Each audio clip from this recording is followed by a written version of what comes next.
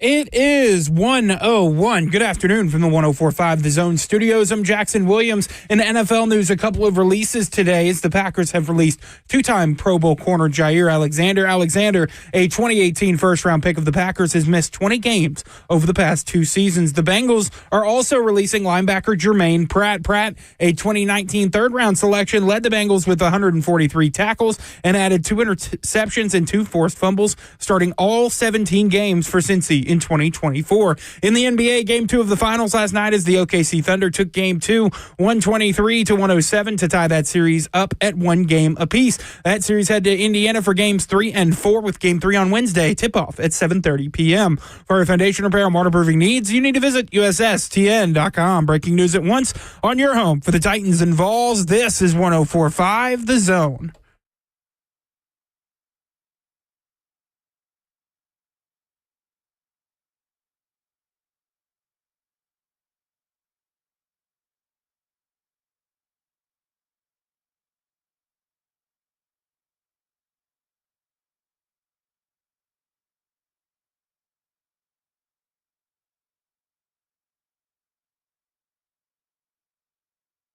Cover 2 with Blaine Bishop and Zach Lyons here on 104.5 The Zone, powered by All Four Seasons Garage Doors. 615-737-1045 is the number. We're out here live at Nashville Golf and Athletic Club here in Brentwood, Tennessee.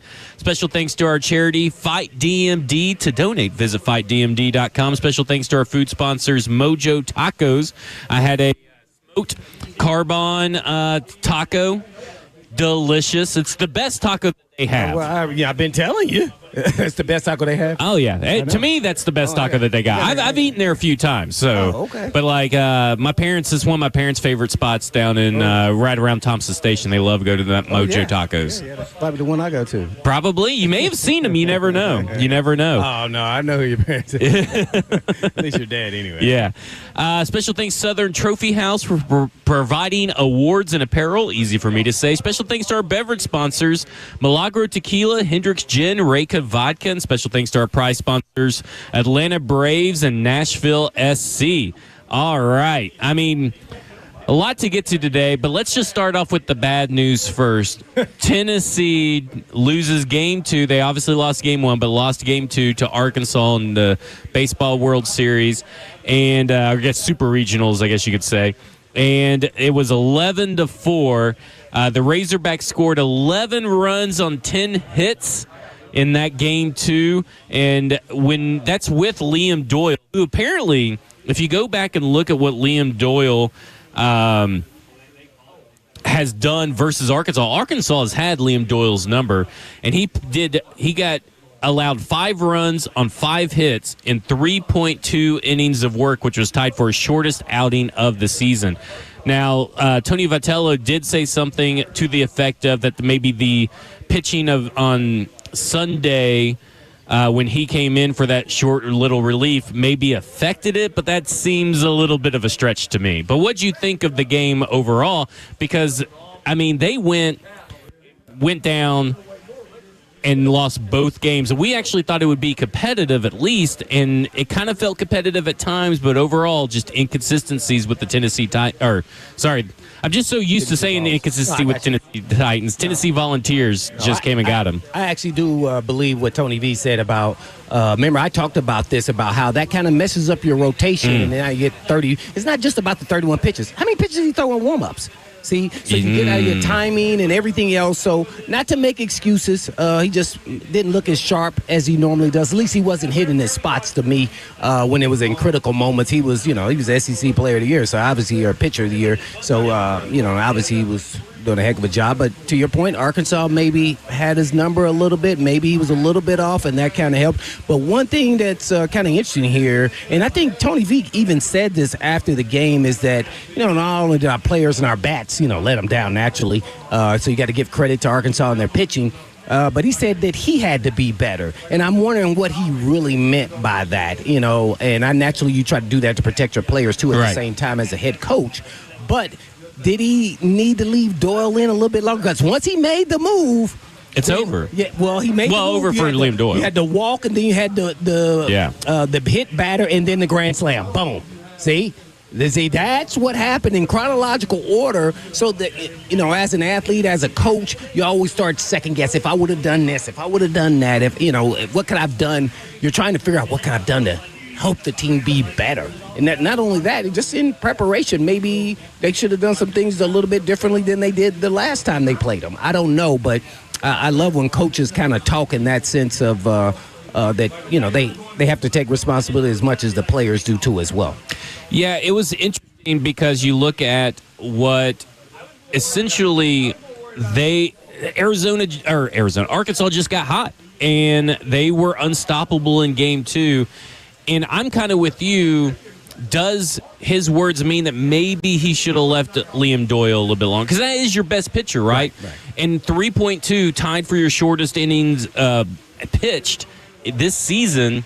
Maybe you let him overcome it. I mean, you're talking about Liam Doyle, Andrew Fisher, two of your big guns, but Liam Doyle, most importantly, why couldn't you maybe ride it out for another inning or two just to see if he can correct himself? But it wasn't like the game was over. Like once they hit the ground, you was like, "Oh, it's over." The pitcher had some questionable pitches. I guess they were outside the catcher. I don't know who they blame for the catching or what, but yeah, it's just one of those games. They didn't have their best, and Arkansas did, and so I would say they just got beat by a better team.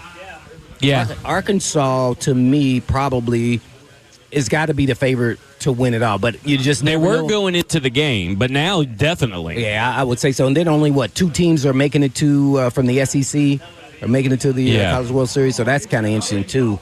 A lot of surprises there in college baseball, which baseball, I'm telling you, is the weirdest of all sports where if you got pitching, you can overcome a lot. And it just depends on that given day. If the pitcher's got his A game, it's tough to hit them, and they can keep lesser teams in games. And then the first game, Root just dominated. Is that his name? Yeah. He dominated them pretty much the entire game until they took him out. I watched that from beginning to end, very focused on that game, and he dominated. So they won. They lost in a close one though. They fought. They were resilient. You thought if they just get one more hit, and then they just ran out of time. I thought it was interesting that Tony Vitello was asked why the team was always close to reaching its full potential, but never quite could. And that's something that we've kind of talked about was, expectations, potential, inconsistencies. It seemed like this should have been one of Tennessee's best opportunities again to go ahead and go back-to-back, but just felt like they never could towards the end of the season put it all together on a consistent base against some of the best competition in the SEC, and then you had to go long against Wake Forest in that series, and then you had to go to Arkansas in Fayetteville, which is going to be super hard because Fayetteville they're trying to live up to their potential because they are, like you said, had to be one of the favorites. They were one of the favorites going in, and so Arkansas had its own hype, its own pressure to deal with, and they rose to meet it. And this is not to discount anything that Tony Vitello or these players went through, but it is interesting that the question surrounding this team is about you were close to reaching your full potential, but you never quite could. Yeah, I mean, that's just probably more consistency. And if they would have, I don't know if they would have won this game. I don't know if they just had enough. That's baseball, though. So what I like is that they kept having these roller coaster rides and they kept trying to fight through it. They go a series and not play well, no bats, bad pitching at times or whatever it was, and they kept fighting. So, I think these guys believe in their ability, and that's baseball. And so, the expectations, I think, were just so high. It's hard to meet that. I felt like it was a successful season. I wish they would have made it to probably at least the World Series group, but that didn't happen, So, yeah, it's hard. It'll be interesting to see how people view this season. How would you view it? I think that you needed to get out of the super regionals. And I know that we've kind of talked about one more win, series win to get you there. And then, it's it's just so hard in a tournament like this when you're playing again, especially in baseball, best out of 3 series and all that kind of stuff. It's hard, especially when you don't have any true momentum. The Tennessee Volunteers never had any true momentum heading into this series, even dating back 4 or 5 weeks before they even got to the tournament. And so I think without that momentum, it's hard to get anything going.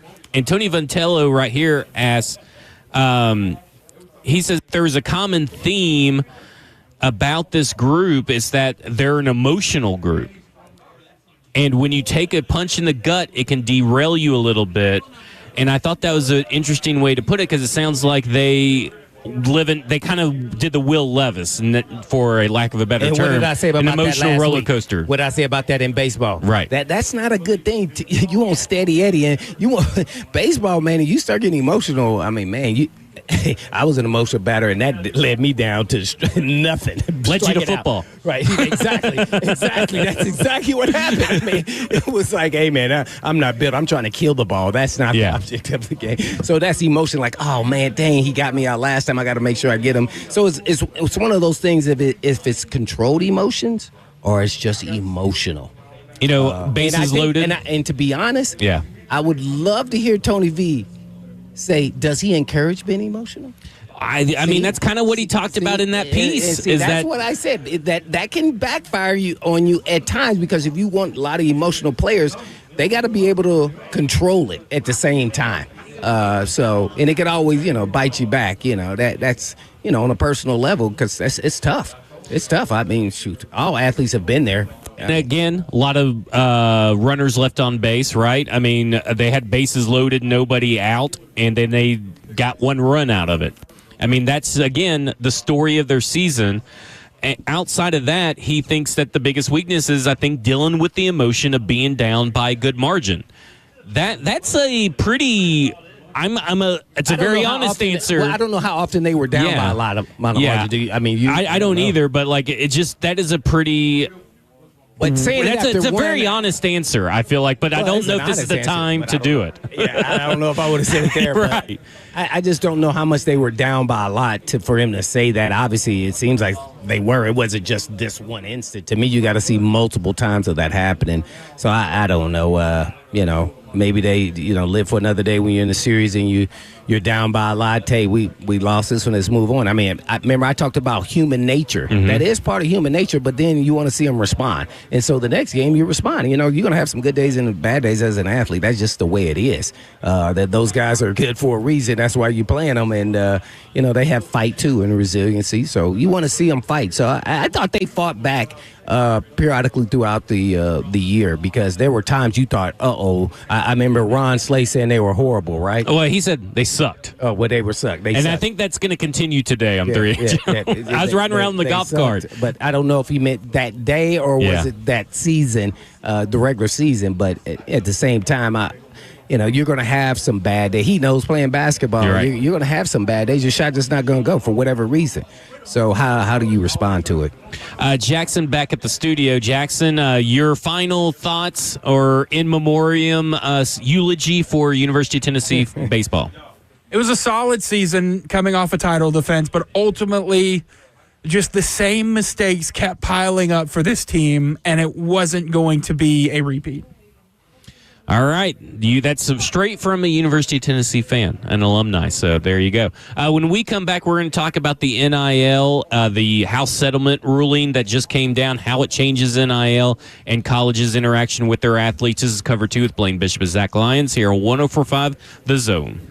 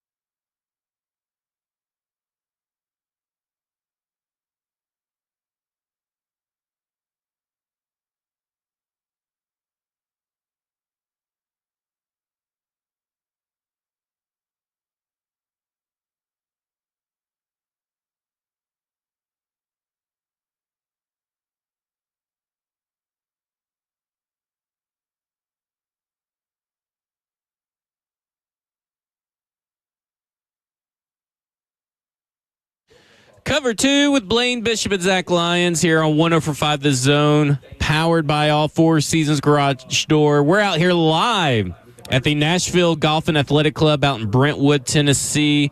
Special thanks to our charity, Fight DMD. To donate, visit fightdmd.com. Special thanks to our food sponsors. Got Uncle Bud's back there. Mentioned Mojo Tacos earlier and Pig and Pie Catering as well. And then special thanks to our beverage sponsors. We have Yazoo, Topo Chico, and Coors Light out here as well. And special thanks to our prize sponsors, Nashville Predators and Live Nation as well. Ron Slay did a live auction out there. He was an auctioneer. $6,500 for a golf cart he got. So good for him out there. We got free shirts by Mojo Tacos right here as well. Of course, in a plastic bag. It's raining out here. So, Blaine, big news over the weekend. Shortly after 8 p.m. Central Standard Time, a California judge on Friday night granted approval to the NCAA's landmark settlement of 3 antitrust cases, often referred to as the House Settlement, ushering in a new era where schools are permitted to share revenue with athletes within a new enforcement structure led by the SEC, Big Ten, Big 12, and ACC. So there's a lot of layers to this, but I think I want to start with this. $2.8 billion of back pay is going back to players that played from 2016 to 2024. So they will pay thousands of former athletes $2.8 billion in back pay from lost name, image, likeness, compensations. So what do you think about that? Because, obviously, where's your NIL? Because, you played in college football, so why don't they go back further? Why stop at 2016? Well, I think you're asking the wrong person. I'm not a lawyer, so I have no idea why that decision was made. I don't even know what this really means. And when I say that, I'm talking about, okay, where do athletes and the NCAA go from here? So, okay, we got a lawsuit, a lot of money. There's a lot of players. That number's going to be small in what they get. I don't know what each player will get. It'll be, some money for sure. But does that mean now they're employees?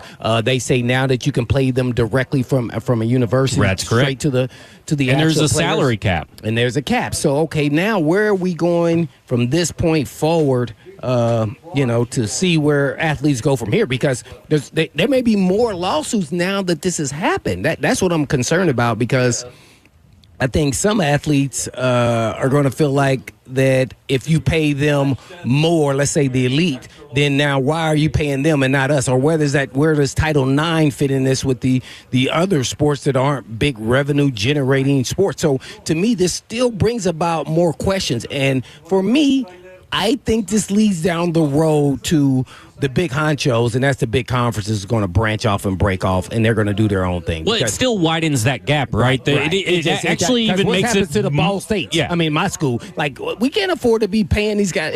And by the way, you still got to give them scholarship. That's separate from NIL and everything else. So now it's a little bit different. So now there's roster limits.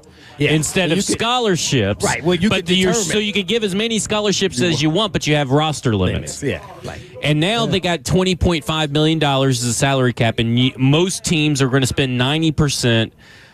Power 5 schools are going to spend 90% on football and basketball, with 13 to 15 million heading to football, while roughly they expect 2 to 4 million for basketball. Then everybody else, all the other sports, split everything else. So it just still creates this huge disparity, not only in the conferences, but in the sports. Well, because they are the ones making money. Yeah. And by the way, if people don't think, the athletes of the other sports get jealous of that too, by the way. And they form some form of jealousy or hate or whatever you want to call it at a small level. Dang, man, why are they doing that? Especially the girl sports. I'm interested to see where this goes. I think there's going to be a rude awakening, and some of the lower level Division I teams are going to get lost in the dust here. Yeah, and I think that's then going to lead to the big boys branching off. I just don't see any other way that this can work, because every time they go to court, guess what? The athletes win. Yeah. They win. Each school is permitted, not required, to share up to a certain amount of revenue annually with their athletes. So the cap like we talked about. It's 20.5 is estimated right now. Ooh, but that's not a lot, though. Yeah, no, it's really not a lot. Per the settlement agreement, the cap is calculated by taking 22% of the average of certain power school revenues, most notably ticket sales, television dollars, and sponsorships. So really, the Power 5 conferences is essentially what this is going to be based off of for the most part. In year one, July 2025 through June 2026, that cap is amount $20.5 million. They get to determine how to distribute those funds. Most power conference programs, according to Ross Dellinger of Yahoo Sports, are planning to distribute 90% to football and men's basketball. Those are, for the most part, the only revenue-generating sports for an athletic department. And so, again, 13 to 16 million for a football roster, 2 to 4 million for men's basketball, with the remaining amount shared with women's basketball, baseball, volleyball, and other Olympic sports. So that 22% of the cap will remain through the 10-year settlement agreement, and the cap money figure will rise based on built-in escalators, so 4% increase in year 2 and year 3 and all that kind of stuff. But all this to say, this is moving towards almost an NFL structure, and with an NFL structure comes a players' union. And essentially, I don't know if the players really need a union right now. It feels like really you got to say that they're employees. So that's the thing. That's what's not really been settled from what I can understand. And I don't think they really want that, because then that's going to change the whole dynamics here. So I think that's the only way they can go, or are they just going to leave it as is and continue to put parameters around it, trying to act as though they're not, employees. It's be interesting to see how many lawyers make a lot of money here. I really believe there's going to be more lawsuits coming. Well, they are creating an enforcement arm, I guess, a non-NCAA enforcement arm to oversee all this stuff. Right. They're getting some commissioner guy who used to... he's with the MLB. He was the pros, yeah. Yeah, and he's going to oversee it. They're going to detail rules. But here's the thing. This is where the NCAA kind of faltered a little bit. They had all these rules but never really enforced them. So right now, if you're this new thing, you have to enforce whatever these rules are. They haven't came out with a list of rules yet. Still ironing that out. But what's funny... You're paying too much to that guy. Yeah. What, you can tell me how much I can spend on a guy. Yeah, so it's going to be, I think his name is Brian or Brad Seeley, who will be the head investigator for enforcement matters, also the CEO, the commissioner, for what you say. So it's also pretty much, though, ran by the Power 5 conferences for the most part. So, it's really the conference schools are like, okay, now that we're doing this, we got to protect our interest. And you're getting all this money. Now we're going to create the rules. And it'll be interesting to see what the rules are, because that's really the next step. Everybody's celebrating this idea, and I'm way good with athletes getting paid and all that kind of stuff. But now here comes the rules and the restrictions, and we'll see what those look like, but they're coming from the conference commissioners and all that kind of stuff, essentially. I mean, it's kind of like, the owners tell, Roger Goodell what to do and all that kind of stuff. It's moving like the NFL. It is no way around it. It's going to be like that. So, yeah, you got to be happy for the players getting. I would say this is another win in their case. But, yeah, man, I'm just interested, man, when I had to pay for, when I walked on at Ball State, man, for that whole year, man, I need to get my payback, man. I don't think I'm in the time frame. I'm a little disappointed.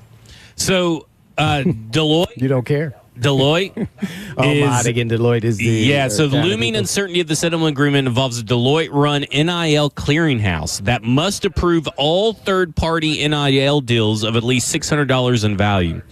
The NIL Go clearinghouse is using a fair market value algorithm to create a compensation range for third-party deals. For example, Deloitte may deem a submitted $100,000 deal between an athlete and third party to actually be valued at $50,000. The player can alter the deal to align with the clearinghouse's suggested figure, or the school can cover the difference by accepting a reduction against the revenue pool cap. This is getting wide. What do you think about that? I need read this whole article, and I was like, well, I don't like that at all. You can tell me what I'm worth? Yeah. So that's what they're saying. They have their own algorithm and saying, well, you are worth this. So are they doing the 24/7 algorithm? Is that the same one? I mean, I guess. I mean, this is 4-star. They're trying to limit the money. They're regulating how much an athlete can get paid. So now an athlete gets paid. That's when I stopped reading that article right there. I was like, oh, they're going to pull the okie doke on these guys. Yeah. So that's what they're doing. It was only a matter of time because we have talked about is that the players haven't really unionized. They've been doing all these things, all these different lawsuits and stuff separately, but never together. And now, great news, you're getting paid. Here's the flip side. We're going to tell you how much, even if you have an agreement in place to get paid more. Is that their form of salary cap? I mean, I guess. I mean, like this is maybe even worse than the salary cap. A little bit more strict. This is more like the franchise tag than anything else because they're limiting how much you can get paid. They're limiting all that. Oh man, yeah, I love the franchise tag. And to me, like this, Emmett Jones is like, this is making my head swim. I'm with you. Yeah. Essentially, what they're doing is they're saying, yes, you get paid. Yes, every team has a salary cap. But it doesn't matter. If you're the small school, doesn't matter. If you're a big school, you get the benefit of all of that. Here's the next thing. Then when you get an NIL deal separate from what the school is paying you, right? So this is separate from what the school is paying you. Well, it's like getting a sponsorship and then the NFL telling you, whoa, Nike, you're probably not worth that Nike thing. We need to put you with Under Armour or Adidas or something like that at a lesser value. Unless your NFL team wants to pay for it. Not unless the school brings you that NIL deal. I could see a little bit of that. But if you bring the deal to them, no, they shouldn't have any restriction on that. I get they're trying to control, somewhat how much the money is moving around in the NIL deal based off of the players that they think are, the heavy hitters and the players that are proven that they should be paid that. So I get that a little bit. But if you bring the NIL and you ensure a relationship, there should be no restrictions. I don't like the restrictions at all, but I get why they're trying to do that because now all of a sudden you got your, let's say, third string running back who's super talented is making more than your starting left tackle. Yeah. And they don't like it. I mean, I don't think you can stop it. I don't think you can stop it. And they're trying to control it once again, like you're still, not a pro. And that's what this is. That's where the control comes in. Like they still want to control some form or fashion of it, and I disagree with it. It's just, to me, when it first came out, Blaine, honest, I was like, didn't they already do this? Like, then I read it, and I'm like, holy crap, this thing is really a lot more detailed than what I really thought. Because it's the reason I think it's so complicated is because it's 3 cases rolled into one agreement. And so it would have been a little bit different if maybe they approved this in waves and we got a little bit of information to digest one after another. But to me, it's like, I don't know if this still solves the Wild Wild West issue yet. But the biggest thing that's still, to me, is the biggest issue with this new era of transfer portals, NIL, is the transfer portal dates. I no in-season transfer portal dates for me. And because now you got players leaving right before the postseason play and tournaments and all this kind of stuff. And I know that coaches can do it too, but I've also always thought that was wrong. Like, if you're a coach, you should finish out your contract with your team that you got to the championship, not jump to another team. And so, I think there needs to be limits on both the coaching being able to do that and the players being able to do it. But as long as the coaches can do it, I feel like you have to allow. Well, you don't have to, but I feel like you should allow the players to do it. Yeah, that's always a tough deal for me. I think knowing, being an athlete, how you can get shoehorned to say, oh, you can only transfer during this time, or, oh, you can only transfer, let's say, to 3 schools in a 5-year window. They give you some form of limitations like that. I think that's somewhat skewed, too, because if a coach wants to screw you over and say, hey, no, you're going to be a backup because we know you can't transfer anymore, because we got another guy that came in that we paid even more, so we got to play that guy. And so then now you're starting to play the matrix game, and then I don't like that. I think you got to be free will and let them just do what they want to do. If they want to transfer, it's on them. At the end of the day, you can't keep a player from trying to enhance his ability to be on the football field. And so once they did that and let everybody just go, Now, as far as the timing of the windows, yeah, you need to change that. It's a little much. It's a little much. That for me is it's all about the timing. It's a little because much. I'm with That's why you. I asking think you should Foster have last week, even on baseball. Like he's like, well, I don't care about it. No, yeah, we do because now it's just free willing for them. That's what it's going to start affecting your team, the Tennessee Vols, when they just start leaving all over the place. Well, it kind of did, right? I mean, when you talk about like threatening to enter the winter transfer portal. And now you guys didn't come to an agreement, and then you got left hanging, and now I guess Merklinger is looking to win that battle, last I've heard, which creates a whole nother kind of mess back there in that quarterback room that we'll have to discuss later this season. But, like, I look at it and I go, I just think that you don't need a transfer portal window in the middle of postseason play. And I don't think, and if you need to have it at those dates for whatever concocted reason that they have created in their head that they have to be these dates, if your team's in the playoffs, you can't enter the transfer window. If your team's got a bowl game, you can only enter the transfer window after your bowl game is completed. And I feel that it should be the same way for coaches, too. Because I think coaches leave these certain players high and dry that they recruited and don't coach in a bowl game. On theory, that sounds good, but then I don't like that now you're punishing the teams that had success. So the team that if you're trying to make everybody even, that makes sense. But I don't know if I like it still at some point in time. Maybe you make it at a later date, or maybe when there's like a trade deadline thing, a 2-week window where there are no playoff games, maybe before they play them. I don't know. There should be some form of restrictions, though. I do agree to that. How it should be done, I don't know. That's a tough one there. Yeah, to me, it's like, okay, maybe you have, because I guess the NFL has a trade deadline, right, in the middle of the season. Mm-hmm. But they also have a whole season of free agency. And again, we're talking about changing the college sports world into more of an NFL model or a pro model for that regard. So maybe there should be a transfer window deadline or kind of like a trade deadline in a sense in the middle of the season. And then after that, you have to wait till a certain off-season period to transfer again. Yeah. And then maybe that's the way to do it, because then you get the players that maybe their situation didn't come to fruition, like maybe a quarterback like Joey Aguilar or Jake Merklinger, right? Uh-huh. Well, I want to enter the transfer window while there's still maybe some time left to play for another team, and they're willing to pay me. So I'm going to do that, go sign with that team, and try to get up to speed with that team and finish out the season. But sometimes it has nothing to do with pay. Yeah. Guess what? It's about playing opportunity. Time. Right. See, so that's why it's not. I think you're onto something. We kind of talked it through, but I think maybe they should look at it that way. Yeah.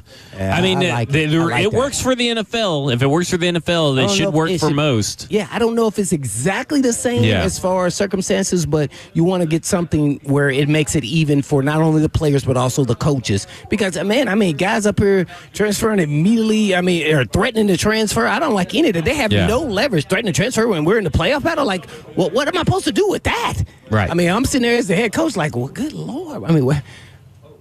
Do I succumb to this, or do I hold my ground? Yeah. And that's where Tennessee was. Yep.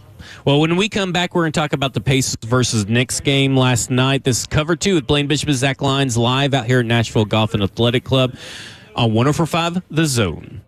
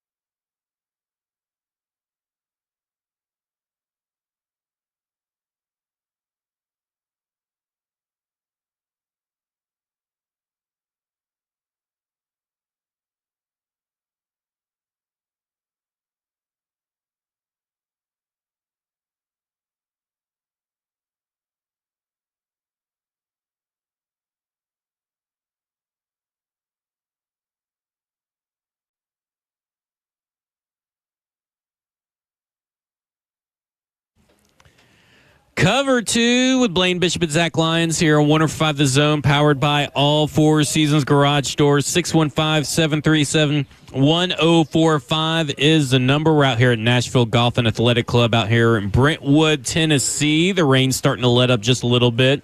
As you can see on camera, Blaine is eating his catfish that he got from Uncle Bud's, one of the food sponsors here. Special thanks to Southern Trophy House for providing awards and apparel. And then we got out here Miller Lite, Leapers Fork Distillery, and Sailor Jerry Spiced Rum out here as well, some beverage sponsors. And then, of course, we got some prize sponsors, Tennessee Athletics, Nashville Sounds out here as well. And what kind of hot sauce do you put on your catfish? Oh, it doesn't even matter. It don't matter? See, Tabasco. I hate Tabasco. Well, I mean, I only use what they gave us. Yeah, okay, I'm not trying to be picky, but yeah, it's hot sauce. Yeah, man. You got to get the hot sauce, mustard, and the ketchup, and then you got to throw some little onions and pickles on there, though. That's the kicker right there with the catfish. But, I had to have my Mojo's first, though. There you go. Mojo's tacos, yeah. All right. I'm rhyming, Kirby said. Dang, I wasn't even trying. All right, your Maybe Pacers. That's untapped talent, man. That's untapped talent right there. Your Pacers, 123-107 last night. They lowered their fouls. They went down They lowered their fouls. They went down to 15, or they lowered their turnovers. Sorry, they went down to 15 turnovers, but they gave up 14 points on those 15 right there. So it's kind of like they did what we wanted, but they didn't do what they needed to do. And I just look at it and like, is this where the Thunder just really don't make this a series anymore? That's kind of what it feels like. And I hope not, because I want it to be a series, but it just feels like the Thunder, you embarrassed us on home field or home court. Yeah, here we come. Because I said OKC in 6. What'd you say? I think I agreed. I think I did OKC in 5, which I keep calling them the Knicks, by the way. Jackson's, what is he? Jackson, what'd you say? I thought he said 5. I said Thunder in 5. You Thunder. Yeah. So you didn't say 5. I thought we both said 5, and you said 6. Oh, okay. All right. Yeah. I think. The pace. That's why I said it was a must win, because I think they had to level the playing field, our court, because OKC, their defense is phenomenal. We must talk about that. But then their bench came through. I mean, Wiggins, I couldn't even tell you his first name. Who is this guy? Man. And he put up 18. They came back. 18 points in 21 minutes, by the way. That there, man. But the Pacers' success, and we could talk about all we want to about him, a superstar or not, but Halliburton must be much more aggressive on the offensive end. Now, I get it, he's not a scoring guy. So I would look at him more like a Steve Nash guy to this team and not Steph Curry type to this team. Oh, that's a good comparison. He is the distributor, getting everybody involved, and then he must then flip if that's not working. Yeah. And that's not flying this game. I have to then become a scorer. And then I think he has trouble when he has to do that, because he's not then running the offense. And he got some late points there in the fourth quarter, get his average up and everything. But he only had... It's like garbage time, it feels like. He only had 5 points in the... You can't wait to be down 20 points to get all your points. Yeah, so he has to be able to do that. And I think then that will make me believe that he is who I think he can become. And this is the time. I mean, we see SGA doing it the whole time, and then they still lost. So should he got more guys on, or was it more about his, contributors around him stepped up? And that's what happened with the Pacers. Theirs did not. So 38 points for SGA game 1, 34 this game. I mean, you got to change up your defensive philosophy around SGA at this point. Yeah. So I don't know what their game plan is, to see what it may be, but this is going to be a tough one, because the Pacers, when Halliburton scores 20 points or more, the Pacers are 7-1 in the playoffs. So I think that tells you everything. He must put up production. And that was the worst performance by the Pacers in the playoffs as far as shooting. You got to give it all to OKC to even look like that. This game was over in the first quarter. You just knew once the second quarter, they just start hammering. I mean, the Pacers had no answers. They couldn't figure it out who could help them. And Halliburton was stepping on the half-court line. That shows you how much their defense is heavily involved in disrupting Halliburton. We were all saying, because They should not be letting Bert drive a golf cart right now. Almost hit Kirby's truck. Yeah. So I don't know about that. It was like, hey, he's like, no, I got this. Okay, so when the Pacers had the ball, there were 39 rebound opportunities, and this is on their court. And the Thunder ended up with 32 of the 39 rebound opportunities on their side of the court. And again, we go back to when we started previewing this game was the ability to play in the post and down low for the Pacers to have any kind of chance. And if they did a really good job, they really exceeded expectations in game one. I think that's what kept the game so close. This game, not so much. No, total opposite of that, right? So I know we can look at stats so much in this series, but ultimately it's about who are the support players around the players. And if for Pacers, if Halliburton doesn't get the support like that, then he has to step up and score. I think that's what's separating from that next tier of basketball player, right? Right. Like That's what I've been saying. That's what I just said, actually. So I just think SGA and OKC are the better team, as I've been saying the whole time. So I just don't know if the Pacers really have enough to beat them in a series, but you just never know. That's why I said they were going to have to win the first game, because you're trying to prolong it. And we know that the Pacers are resilient just like OKC is, so they're going to fight them to the end. But if you get to the seventh game, now you got a shot, even though it's going to be at OKC. So I just don't know if they can stretch it out. That's what I said, OKC in 6. I think we got to see a little bit of their dominance there. And what they look like, it was different. When you look at both games, who won both games, and you feel like OKC dominance and how they won is something that's sustainable because of what they've done all season, where the Pacers come back from bad performances and they usually respond. So we will see being at Indiana. But can they sustain that? And I just think their defense isn't quite good enough to get them there, because they can't even contain SGA. I mean, he's averaging, 34 points? I mean, man, he is showing that he is the MVP. That's an understatement. He's going to be MVP of the finals. And it's over. They have to. Why can't they do what OKC is doing to Halliburton? Yeah. You see? That's what I mean. And we got Neesmith and we got guys who can guard, but that guy's he's on that level. And I think the Pacers not quite there. So they need help. Halliburton needs help. I think Rick Carlisle said it best. We just played poorly, a little better in the second half, but you can't be a team that's reactive and expect to be successful or have consistency. Right, and that's the aggressive nature by Halliburton by starting the game like that. He had 5 points after 3 quarters. Yeah. Like, come on, man. You supposed to be that guy? And, of course, that calls, what was he called? The most overrated? He was voted as the most overrated player. That doesn't help your case. Yeah. But, again, that's just a silly award or silly title. But, again, that's almost like you're kind of proving everybody right. You got to be able to take over the game when you know what the formula isn't working after a half. Well, to me, that voting there was by players, and that's just hate. Yeah, he was on the Olympic team. He's been an all-star, and he's got a max contract. Those are the things that matter. So the people who are on the Pacers know what he is. He was on the Olympic team. Yeah. Really? So that, and that goes on in every industry. So just because you like somebody or don't like them, or you just kind of hate on them because you don't think he's as good, but in reality, he is. On that team, he's their best player, and him and Siakam. The next game is going to be June 11th. What do you think about the NBA's 48-hour between the games? I feel like because in the other series it's every 24 hours, so every other day.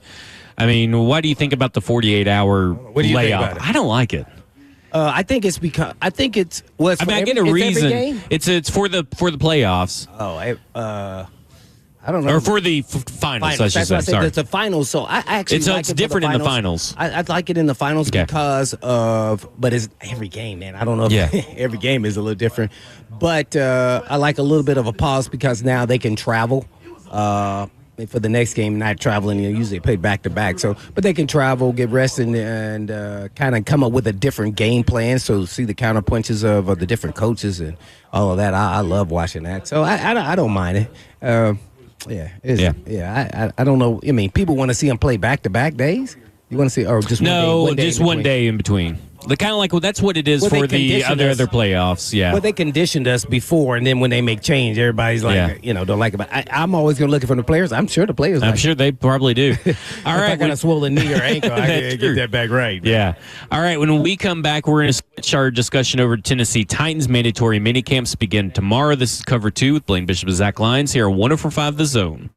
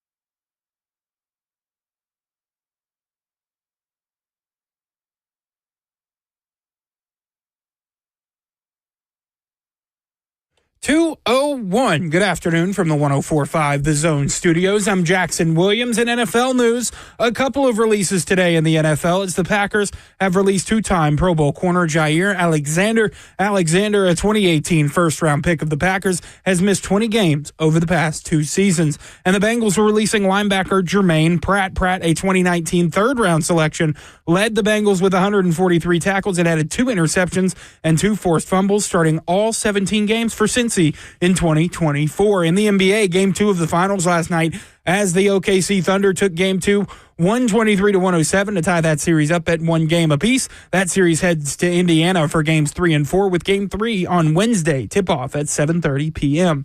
For your foundation repair and waterproofing needs, you need to visit USSTN.com. Breaking news at once on your home for the Titans and Vols. This is 104.5 The Zone.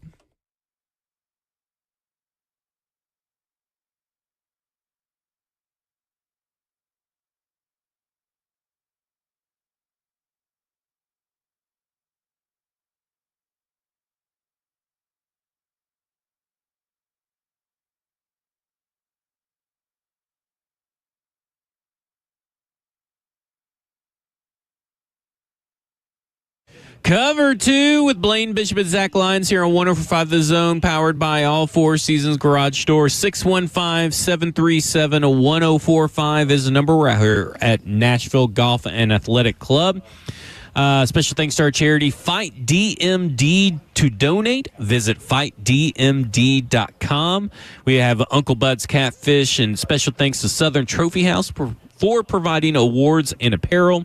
And special thanks to our beverage sponsors, Reyka Vodka, Hendricks Gin, and Milagro Tequila. And then special thanks to our prize sponsors, Academy Sports and Outdoors and the Tennessee Titans. And speaking of the Tennessee You Titans, got my mojos down for the tacos? it tells me to go one each time. So I did mojos at the top. I did one, you did one. Okay, so I did mojos in my first one. No, I know you did. I know you did. I'm talking about, we got to do it every time. My mojos is good, man. And let me tell you something.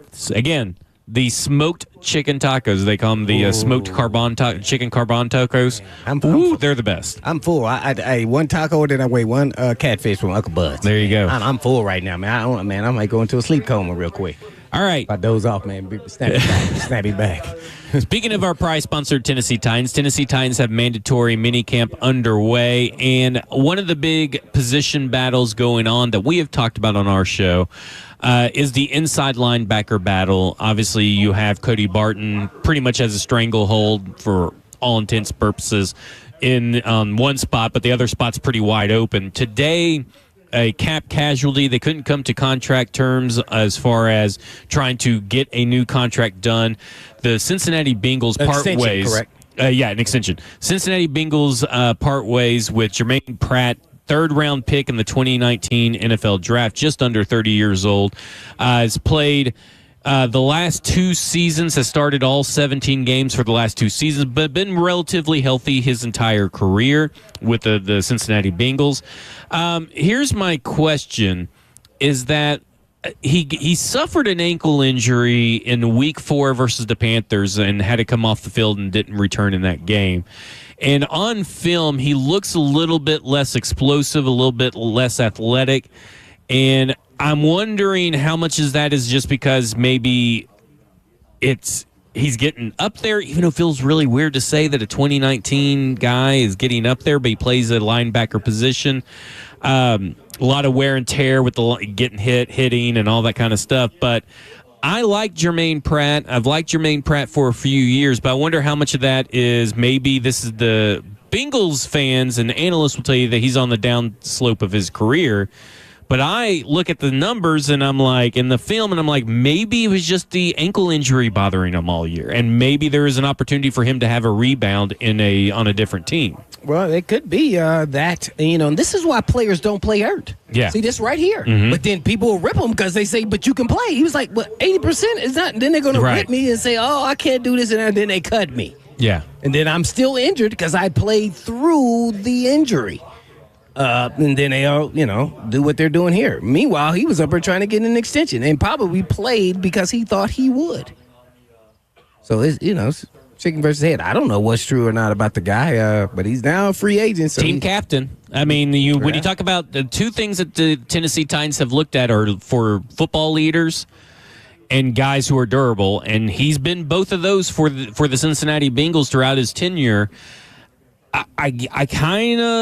I'm interested, but I'm not interested, Blaine, because I'm interested because, like, I do like to have some stability at the inside linebacker position, and you had Jermaine Pratt and Cody Barton there. But also, you have these two young guys you just drafted last year in Cedric Gray and James Williams.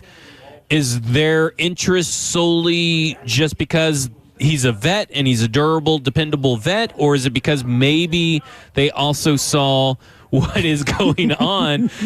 They also saw what is going on maybe through offseason activities with James Williams and Cedric Gray. Maybe they're like, we may need some insurance. Maybe they're not quite ready.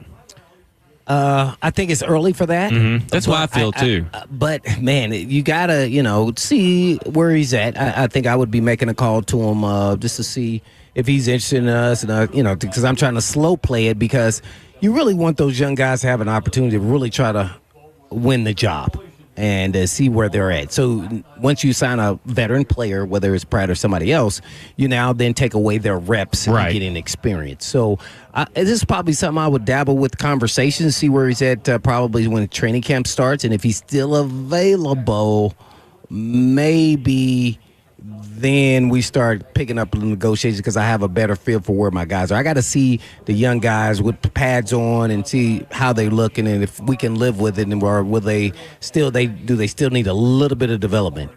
So that's a tough one there, man, because there's a part of you want to say, hey, let these young guys let it happen. Because we are in a rebuild, right? Like that's where I get to it. Yeah, so I think they would tend to not get a guy like that who's probably looking for an extension for a big payday. And he's not going to get that with the Titans, because they're not in that kind of process right now for inside linebacker. And got their inside linebacker. I mean, we're talking about a guy who was 11th in the league in defensive stops still. So I mean, like outside of for the inside linebacker position, he was tied for 11th with 53 defensive stops last year. So regardless of whether he lost athleticism or it's because of an injury, dude still produced, right? I mean, like 143 combined tackles. You have this. He still produced, but he was a little bit of a liability in the passing game. But again, that hasn't been his MO. But didn't Aaron Rodgers produce? When we look at the stats. Well, I mean, but what I'm saying is... but he really didn't, though. But these are... I guess I would have to calculate stop percentage here, stop rate. But because when I watched them, the reason why I say that is because everybody was talking about the Bengals' defense really why they didn't have a good, successful season. And so I don't know where Pratt was in that equation. Yeah. I wasn't watching the Cincinnati Bengals, maybe here or there, or some highlights, or maybe when they played on TV or something. And so I remember Pratt out there, and he played fairly okay to me. I don't know if he's lost a step or was playing through an injury. You would hope that he was, because he was a lot more impactful, let's say, in games that I saw them play. That doesn't mean every game you're going to be impactful as a player. Right. So I don't know where he's at as far as just how good actually is he, and is that something the direction that the Titans would go after? To me, I would let the young guys play it out. Even also at cornerback with Zaire. I love Zaire. From Green Bay Pack. I love him. I bring him in right now and start him. But guess what? Where this team is at in rebuilding, I need to let those young guys and see if Snead can play this year. And now if Snead can't go, maybe a 1 year, for a modest contract, for a guy of his ilk. I mean, $10 million, he may not even think that's good enough. Zaire Alexander believes he is the best in the NFL. Well, that was the next guy I was going to bring up. Of course, Jaire Alexander today was announced that he was going to be released. So he'll be released officially by the end of our show if another team doesn't try to trade for him. Sometimes these teams announce a player is getting released to try to generate some trade interest. My first instinct was the Buffalo Bills. Is that I think the Buffalo Bills is going to be a team to watch. And then a couple hours later, here comes Jordan Schultz saying the Buffalo Bills were trying to trade for him a couple weeks ago, but they never could get a deal done, probably because of his contract.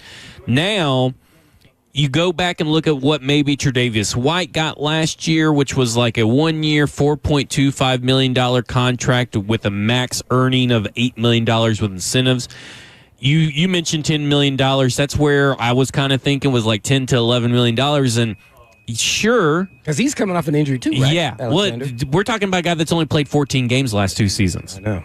No. He hasn't even played a full season over 2 years combined. And you know what I'm a saying? body injury too. I think. Right. Well, one was a shoulder and one was a knee. I think. But when he's healthy, that's why I said I don't think the Titans should be interested in him, and I like the guy.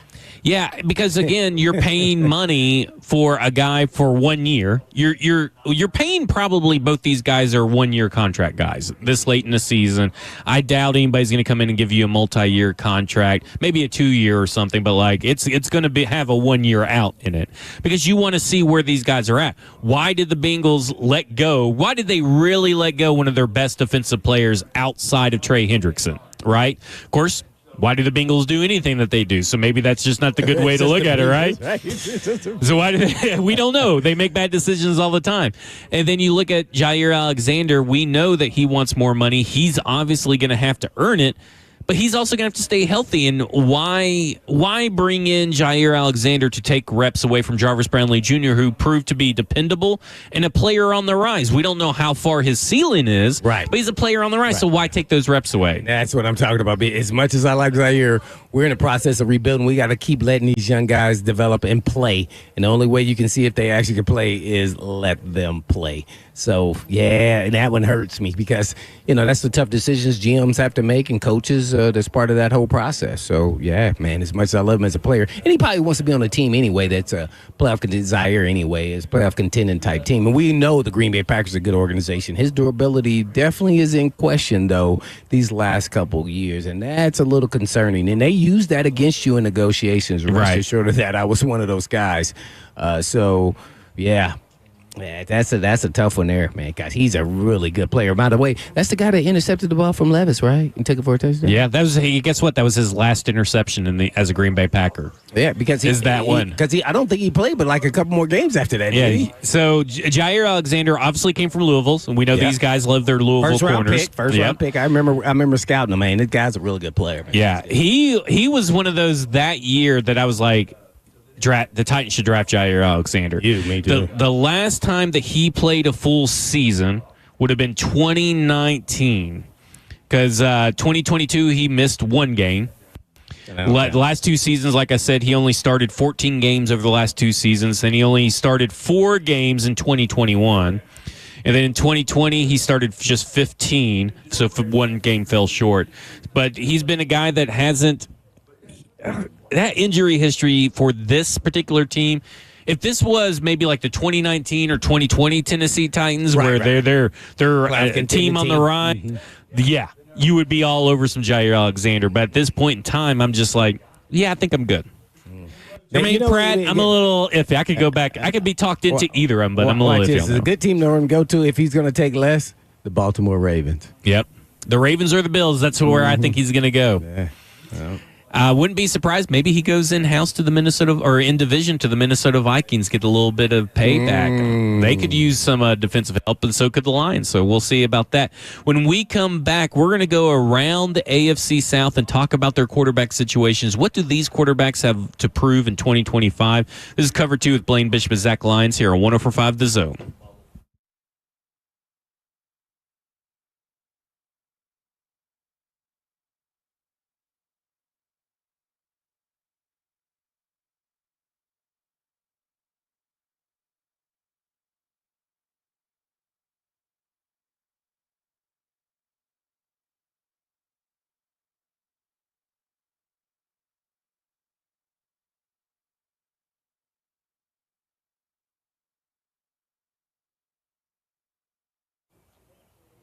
Guys, if something's holding you back from performing at your best, it's time to do something about it with performance enhancement treatment packages from Edge Peptide. Whether you're in the gym or on the course, with Edge Peptide and hormone therapy, you can show up stronger, feel better, recover faster, and stay in the game longer. Also can boost your energy, build some lean muscle mass, and heal from those nagging injuries.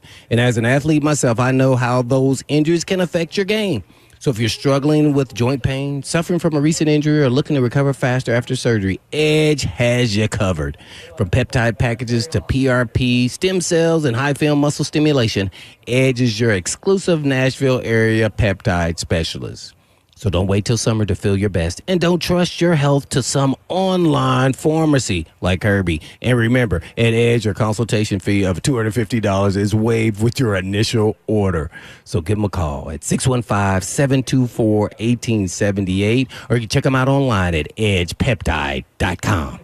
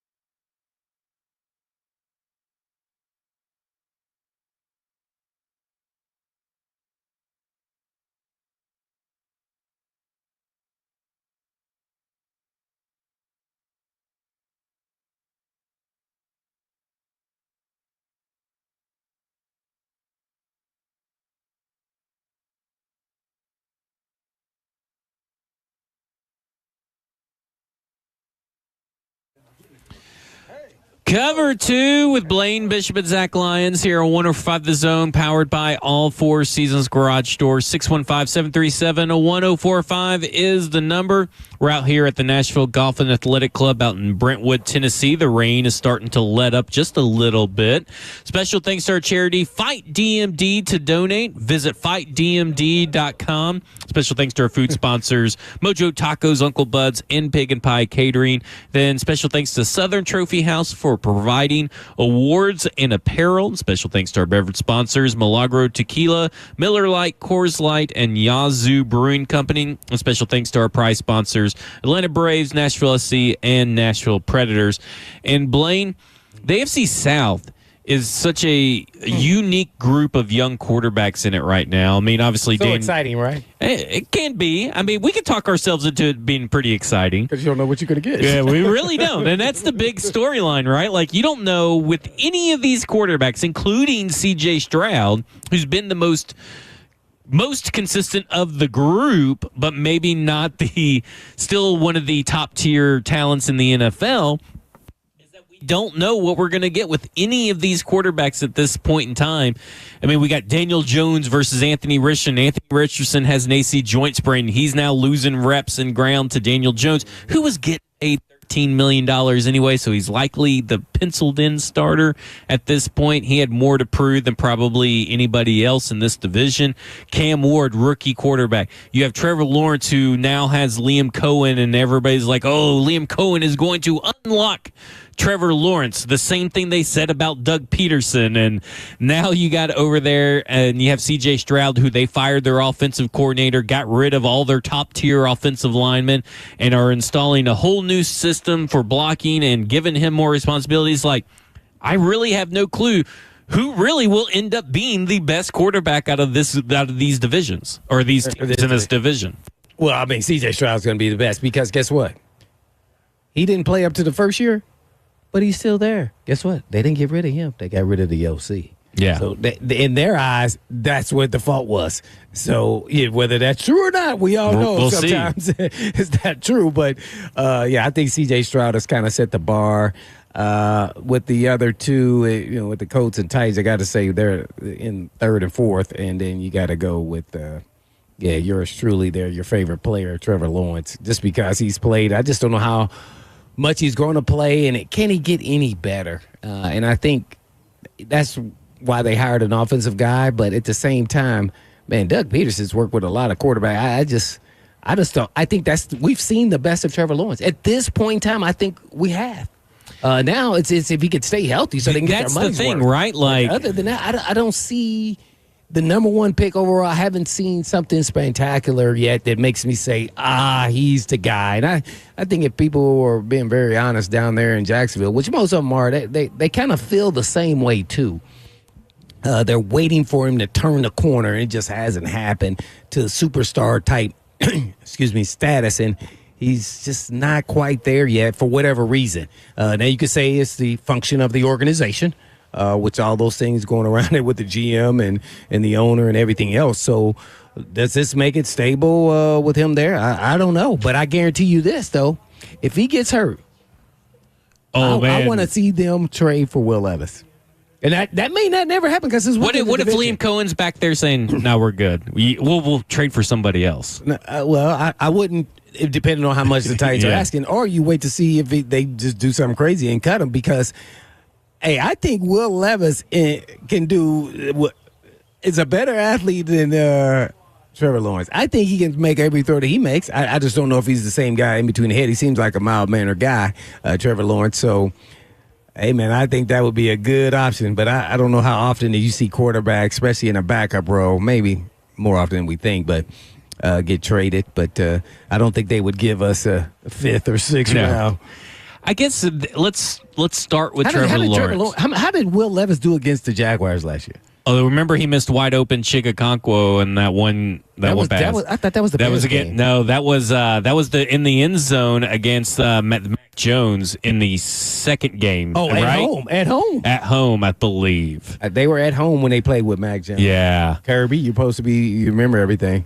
Yeah. They lost both games, Kirby says. So, But let's start with Trevor Lawrence, because you're right. He's never really had that defining game. I feel like you could maybe point to the Chargers playoff game, but that felt like more like a Chargers collapse because Trevor Lawrence still threw like how many interceptions or whatever, and they still won the game. Yeah, 5 interceptions. Like, to me, it's just like if that felt like a Chargers collapse, not a coming out, because that's what everybody thought. That was the coming out party for Trevor Lawrence. We're talking about Trevor Lawrence, who has been injured the last 2 years. That's what I said. He played through injury 2 years ago, couldn't play through injury this year.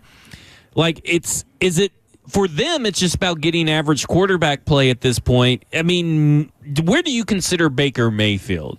Because obviously, with Liam Cohen coming over from Tampa Bay, if they got Baker, I don't even feel like the Jaguars have gotten Baker Mayfield type play out of Trevor Lawrence when it comes down to what he's able to do on the field in crunch time and all that kind of stuff. Because it feels like he's not really when things are down, you can rely on him to get you that game-winning drive. I think Liam Cohen did a really good job with Baker Mayfield. Even adjusting from coordinator to coordinator, Baker Mayfield, you could say is Baker Mayfield, or you could say is the offensive coordinator. You know, I'm always real careful to say what a coach has done for a player when you don't know the maturation of the actual player. Well, what I mean is that I'm not saying because Dave Canales did the same thing. I don't want to give any. What I'm saying is can they if. It feels like to me Trevor Lawrence has never played like Baker Mayfield these last few years. No.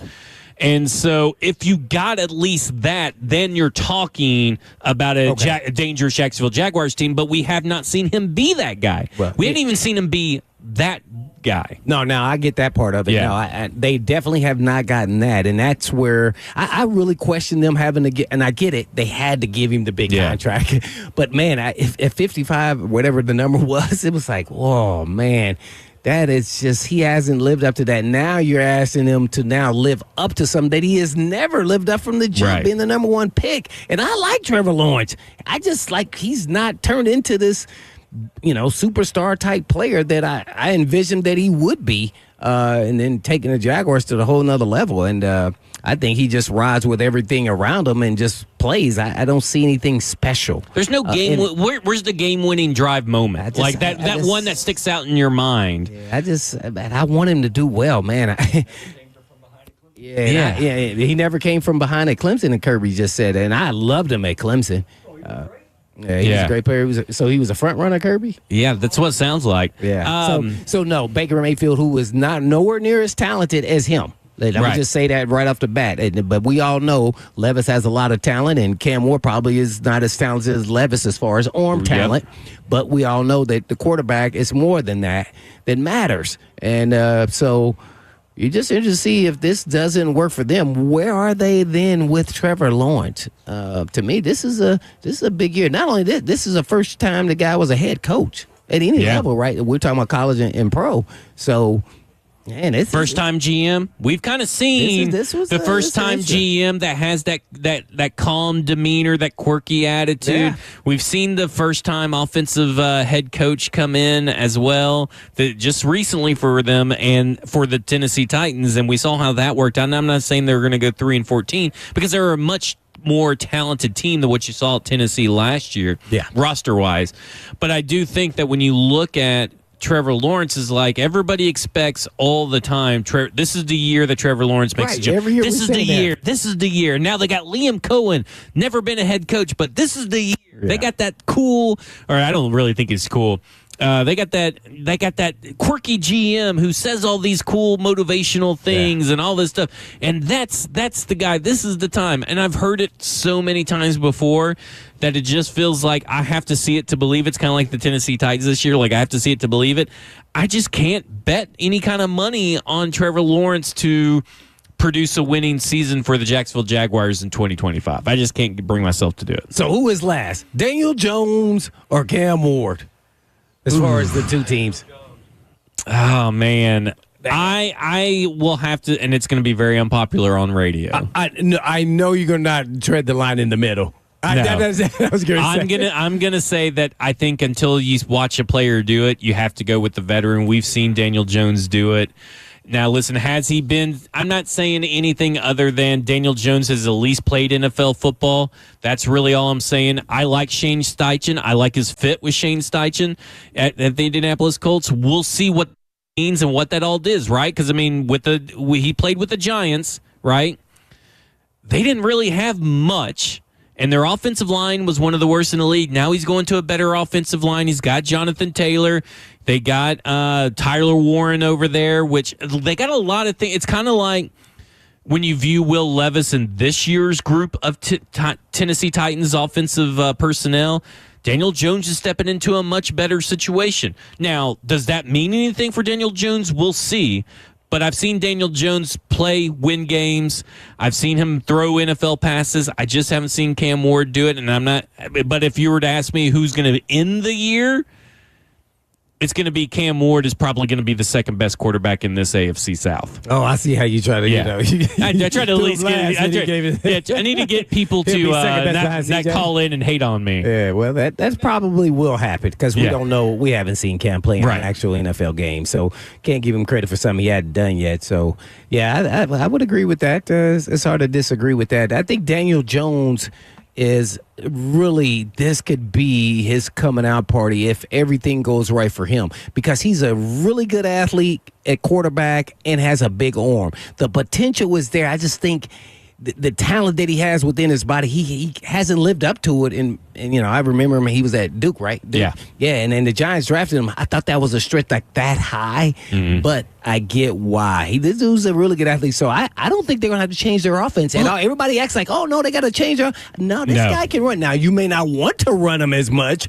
but he can run. This guy's not a statue back there. He's Danny Dimes, right? He has an arm. Yeah, he got a big arm now. So, I mean, he could do everything Anthony Richardson can do, probably at a more veteran level. Yeah. And more consistent, too, and more consistent, because I also look at this way. I don't know if he's going to throw any moon balls like Richardson, though. Probably not like 70 yards down the field. But he could throw them deep. He could throw, yeah. I just look at it and I go, okay, obviously the Indianapolis Colts were successful to a certain degree last year with Joe Flacco and Anthony Richardson, right? I mean, to a certain degree, they were good. They were. Now you got Daniel Jones. Now you got Tyler Warren. And the Minnesota Vikings wanted to keep Daniel Jones. He just became too expensive, and he got an opportunity to start, right? Because we talk about pay and opportunity. Daniel Jones got that.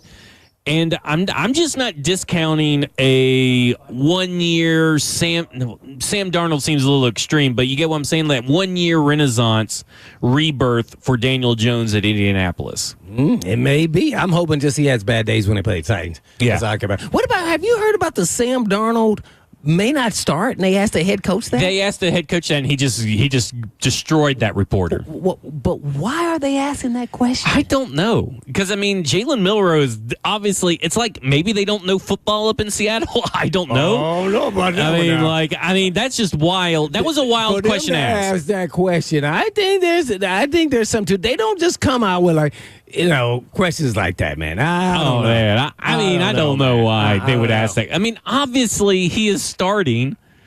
He got paid 3-year deal. Why? These reporters do this for a living. I know. Think about that. Well, we don't know what reporter actually. Well, at least I don't. Somebody who reports on it. This is not like we had at the Super Bowl. Somebody asked some crazy question. Yeah. I don't know. Maybe they've seen something at practice. Go, hey man. Maybe he's not looking as good. Couldn't do this, and I haven't seen Sam Darnold do that yet. And that kind of can happen. Naturally, Sam Darnold has to be the starter. But, boy, for somebody to ask that question, that was really odd. When someone asked that, I was like, that's a stupid question. I mean, and the coach kind of chuckled like, what? And they both laughed. I think Sam Darnold was sitting right there. Yeah. So with Anthony Richardson, is this just a year where you're just like, okay, he's got the AC joint sprain, is still bothering him. I don't know what he looks like. I'm moving forward with Daniel Jones. Yeah, don't you have to? As him as a backup, and you got to keep him invested and see where he's at, and then he's got to take it in stride, and maybe he can continue to learn. Isn't that the best thing for him? I mean, don't you think? I think the best thing for him right now is to play. Oh, really? Okay. Because that's his whole issue. It's just experience. Yeah, that's his whole issue. I guess so. Man, if you can't even get it at practice, then man, I got to move forward. Tough decision. Hey, man, I'm glad I covered myself as a coach, and I got Daniel Jones. But somehow Chris Ballard will still be employed. Well, that's a whole nother question. But and then now we've had the owner pass away, so they buy him some more time. 3 daughters are in charge. Mm-hmm. They came down with that today. Over at Houston. With C.J. Stroud, obviously they felt that Bobby Slowick was a problem, but then they got rid of 2 of their best offensive linemen. Now, it was their 2 best offensive linemen that were on a bad offensive line team, but it was still by far their 2 best, and they replaced them with what looks like on paper, because obviously scheme matters when you're an offensive lineman. Scheme fit matters, but what looks like on paper, worse players by far. And I'm thinking, okay, to me, wasn't it both issues? If you're going to say it's the offensive coordinator, still is the offensive line issue, and you got worse on that. You talk to people in Houston, that's what they say. It was the offensive line more so than even the coordinator. Right. Then the quarterback was last. So now you've added Nick Caley, who's never called plays, right? And he's coming over, and he's very, very young, but he's coming over giving freedom to C.J. Stroud that C.J. Stroud has had prior years, changing calls, changing protections at the line. And I just wonder if C.J. Stroud looks like C.J. Stroud of last year, does that tell us a story of that was the offensive line, or does that tell us a story that it was C.J. Stroud? Well, I don't know, because man, he took the lead by storm there, and you had to know that they were going to make some adjustments. So there's a part of that too to this equation, not just the actual players. That people are going to scheme, and saw some of his habits after watching this. You got a whole 6-month window now. Coaches are studying players and teams, especially in your division. So, and he came back and just looked really good instead of, oh man, this guy is going to be great. One of the greatest quarterbacks ever. So we'll see how he responds. And they made their statement, and it's just interesting. Ryans keeps hiring guys with inexperience of play calling. I think I overvalue it maybe. I think this is a tougher task. Everybody acts like it's just easy to call plays. I don't. I think it's a mastery of calling plays and how to set plays up. And you can see it how some great play callers like Shanahan and all these guys, Peyton, you see how they set you up. And these guys are nowhere near that. So I don't know if I would have went that route, especially with a team that, to me, he thinks that they are a playoff Super Bowl contending team. So look at what the Ravens have done. I mean, I know the Ravens have not won a Super Bowl, but I mean, since Joe Flacco, but they have been a team that has always gone with older offensive coordinators, right? They went from Greg Roman to Todd Monken, and that has paid off. They went experience. They won experience. They'll go inexperienced on the defensive side of the ball, but they'll go experience on the offense side of the ball, and it makes you wonder why someone like DeMeco Ryans, who's a defensive coordinator, who's an experienced defensive coordinator, and actually a good one, unlike some former Texas defensive coordinators that coached for Tennessee Titans. He was actually good down at San Francisco, but then they come over here, and then he's like, hey, I'm not going to get experience. I'm going to get these new young guys and give them opportunities. And it's like, do you really need to have the guys that need to cut their teeth as a play caller? It seems to me that, and then they go and buy all this talent too, because they're signing Nick Chubb today while they got Joe Mixon, and I'm like, why? Like, I just don't. They're gonna beat him by committee, I guess. I mean, like, I just don't understand what the Texans are doing this offseason. Well, they also doubled down with the wide receivers in the draft, and then they signed some better. So, and they had 2 or 3 wide receivers. They're signing drafting wide receivers. It's weird down there. I don't know. I like what they're doing. Yeah, you like it, except for the coordinator. Yeah, well, the coordinator it's just like, whoa, that's weird. But, I mean, if he turns out great. But as far as their players and signing, I like what they're doing. I wish the Titans were in that situation where they could start stacking receivers. And you got a list of all the guys they've signed? They signed. Like, man, they did Jalen Bell and Jaden Higgins. We liked. Yep. I mean, I'm like, oh, my gosh. What was the guys on the Iowa State? They got both of those guys. Right. I'm like, God dang it. I wanted one of those guys. I would have took either one of them. I mean, that's not to mention they also have Tank Dell, Nico Collins, Xavier Hutchinson. They signed Justin Watson from the Kansas City Chiefs. They don't forget they signed Christian Kirk as well. Yep. They upgraded there. in depth, but then they downgrade. They get Cam Robinson as their left tackle from Laramie Tunsil. They signed Laken Tomlinson at left guard and got rid of Shaq Mason. I think that was more about shifting of pay. And maybe that is. Because, Tunsil was big time. I mean, he was one of the best tackles in the league, and then he was giving up sacks that I hadn't seen him give up in a long time. And I don't know if he was playing with a hurt ankle. A lot of people said he was fighting through all that, but, hey, man, I don't know if I would have made that decision. Yeah. Obviously, something was going on, and something they didn't like. Maybe he was asking for an extension. They were like, You said something about a franchise, a dysfunctional franchise, and the quarterback situation, and I'm going to ask you more about that when we. Yeah, you did. But you said not about the Jacksonville Jaguars. You said that there's dysfunction around Trevor Lawrence. So what I want to talk about is, does that actually affect the quarterback and the players when we come back? This is Cover 2 with Blaine Bishop and Zach Lyons here on 104.5 The Zone. Yeah.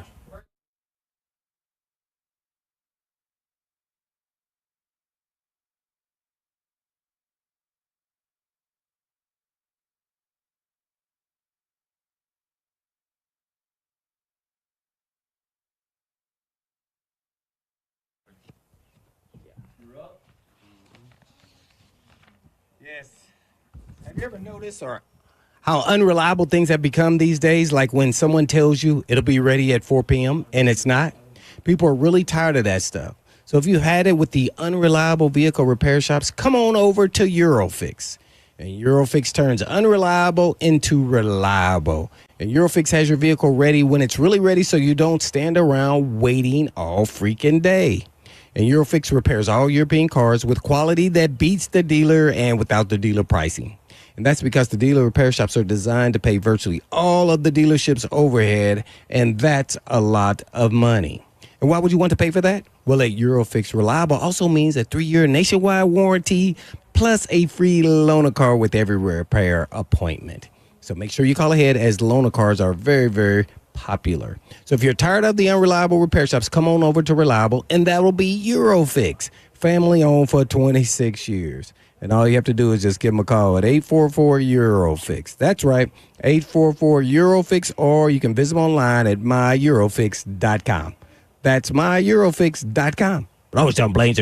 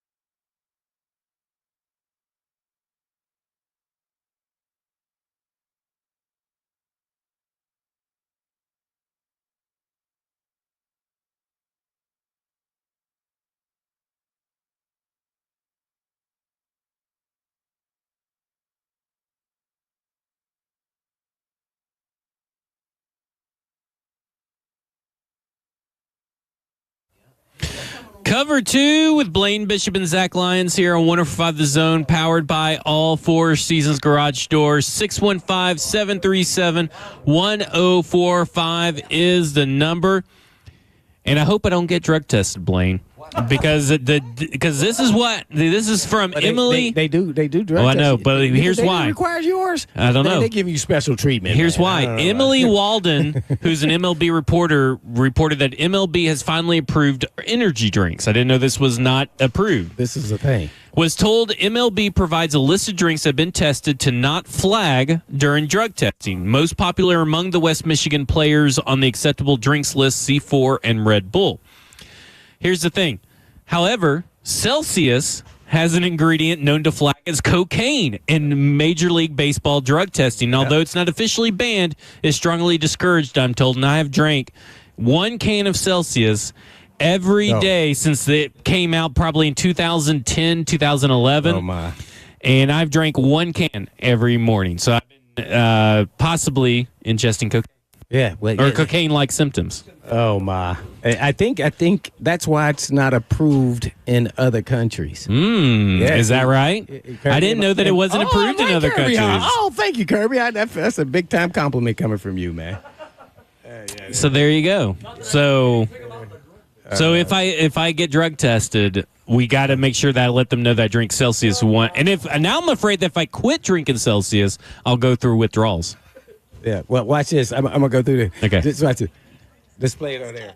Yeah, Celsius, Red Bull, and all have contaminated things in it that should not be legal. Prime is another one. Oh, yeah? Should not be approved here. C4 natural's on here. And then they give you a list of the ones that you should be drinking after the Red Bull.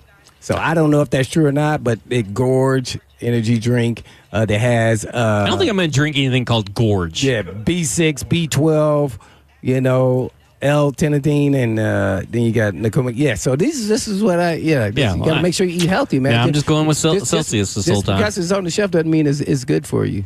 Yeah. Okay. A lot of people put theories into that's why Kobe Bryant is no longer with us. What? Because he was suing 3 different energy drink companies. Oh, I haven't heard this conspiracy theory. See that? Mm-hmm. Yeah, you got to pay attention to the details. I like that. I'm going to go down a rabbit hole later. I'm going to spend the rest of my afternoon researching Kobe Bryant versus the energy drinks conspiracy theory. I don't know if it was some products that were all kind of connected, and it was saying that it had some form, you jokingly talking about like cocaine or some form of other substances that we shouldn't be being approved here, and that they were doing that. It was actually gotta you like those theories, I do. Listen, I'm not joking. I will be spending time researching this theory. Don't know if it's true or not, but it's too many people who've said that. I'll come back tomorrow with a report on what I learned last night. Yeah, talk to wigs to say stuff like this, and I go, what? Oh, all right, real quick. Nothing's quick. That's true, and especially on our show. You had mentioned the dysfunction around Trevor Lawrence. Yeah, now, administration-wise. Can that affect players on the field? Ooh. I wanted to ask you then, but we kind of got to. That's a good one. Does that really affect players on the field?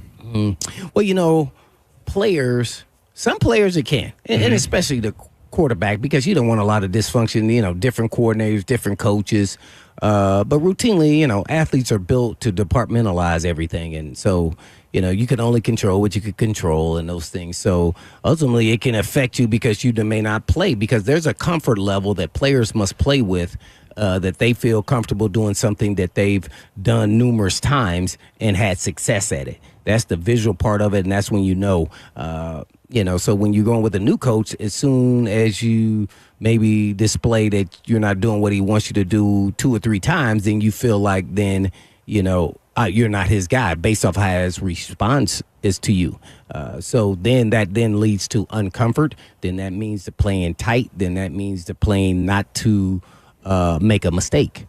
So these things are very vital, and that's the human part that nobody talks about as athletes. We can sit here on the radio and talk about it, but you don't know the dynamics between his individual coaches and what he's going through, and what can and can't cause a distraction, right? What to a player. So I don't know. Every player is built different, in this day and age. So you just never know. Some players play really well with a lot of dysfunction. Yeah. When I was with the Oilers my rookie year, I thought it was crazy. I was not playing. I was just a special team player. There was all kind of in different forms of dysfunction. I mean, we had guys who died on our team. The trainer. One of the equipment guys fell and hit his head. We get there to the training staff, and then, he died, because he fell and hit his head. I mean, we could call those all distractions. We had a defensive coordinator Buddy Ryan, who thought he was the head coach and would tell the defensive team to go inside halfway through practice. And I was like, what the heck is going on? Like he said, we sacked the quarterback numerous times, and this run and shoot is called a chuck and duck and won't win us a Super Bowl, and that happened numerous times. Wow! So when you talk about dysfunction, and by the way, we won 11 games in a row and went 13-3. Yeah. See, so it just depends. And that was a veteran team. Yeah. Well, because we know there was dysfunction surrounding Urban Meyer's tenure there, but through Doug Peterson's tenure, I mean, I get Trent Baalke. You get it's kind of like the ownership's attention is split between the football team and soccer and AEW because they own a wrestling interest and all that kind of stuff. So to me, I get it, is that it's all a little, to a certain point, a little bit dysfunction. I just wondered I guess it's just player by player, right? Every player handles all that kind of noise a little bit different. But the quarterback, changing the coach and the coordinator, it definitely can tweak you. Yeah. So it'll be interesting to see how that all plays out for Jacksonville Jaguars. All right. Tomorrow, mandatory minicamp starts up for the Tennessee Titans. We'll get you our reactions to that.